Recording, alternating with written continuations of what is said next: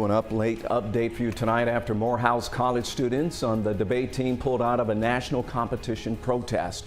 The tournament was on Zoom at the time. The teams claimed white debaters from other colleges started mocking them and making racist comments while they were speaking.